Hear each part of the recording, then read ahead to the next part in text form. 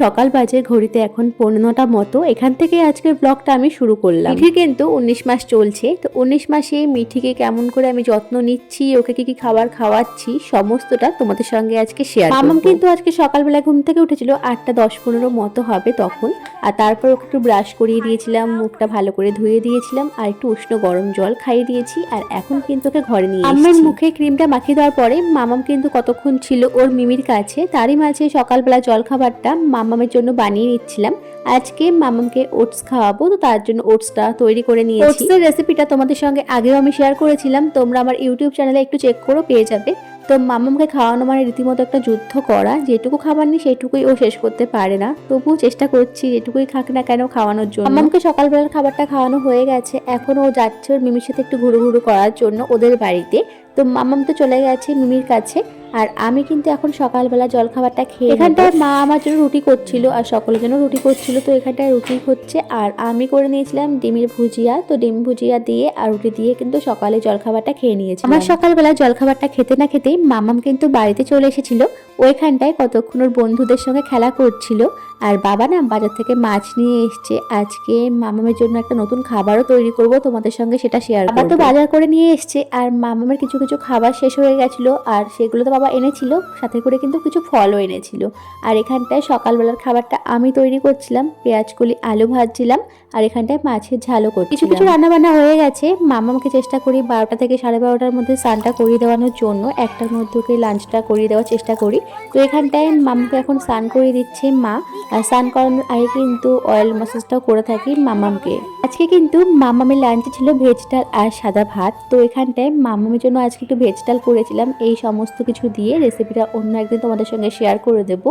তো দেখো মামামের কিন্তু ভেজ ডাল একদম তৈরি হয়ে গেছে, মাছ ভাজা আর ভেজ ডাল দিয়ে আর ভাত দিয়ে। মামামকে আজকে দুপুরে লাঞ্চ করানোর পরে মামামকে একটা আমি ফল খাইয়েছিলাম, আর কমলা লেবু খাইয়েছিলাম। আজকে কমলা লেবু আনলে কিন্তু মামাকে এখন রস করে খাওয়াই না, ওর হাতে দিয়ে দিও একাই খেতে পারে।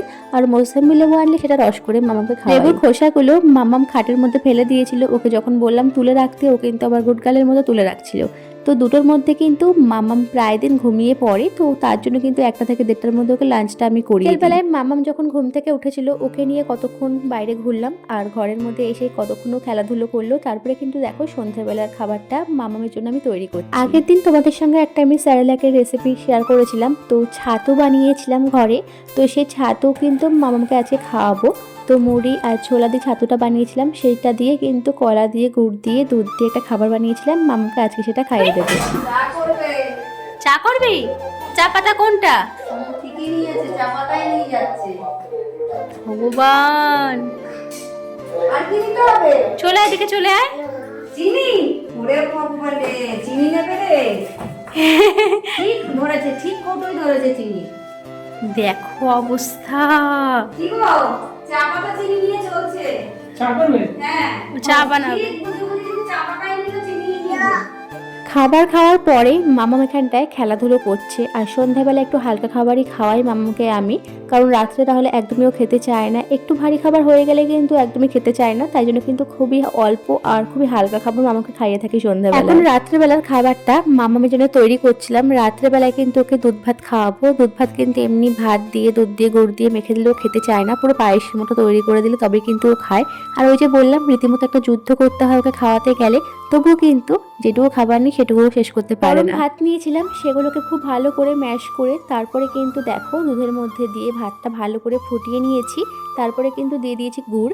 তো এগুলো দিয়ে ভালো করে কিন্তু পায়েসের মতো করে তারপরে কিন্তু মামামকে এখন আমি রাত্রিবেলার খাবারটা খাইয়ে দেবো। আজকে যেমন মামামকে এগুলোই খাইয়েছি, প্রত্যেকদিন কিন্তু একই ধরনের খাবার মামামকে আমি খাওয়াই না, নানান রকমের খাবার খাইয়ে থাকি মামামকে। তবে চেষ্টা করবো তোমাদের সঙ্গে রেসিপিগুলো একটু একটু শেয়ার করার জন্য। তবে চলো আজকের মতো ব্লগটা আমি এখানটা এন্ড করলাম। দেখা হচ্ছে খুব তাড়াতাড়ি নেক্সট ব্লগে। আর আজকের ব্লগটা তোমাদের কেমন লেগেছে তোমরা কিন্তু অবশ্যই জানিও। তো চলো আজকের মতো টাটা।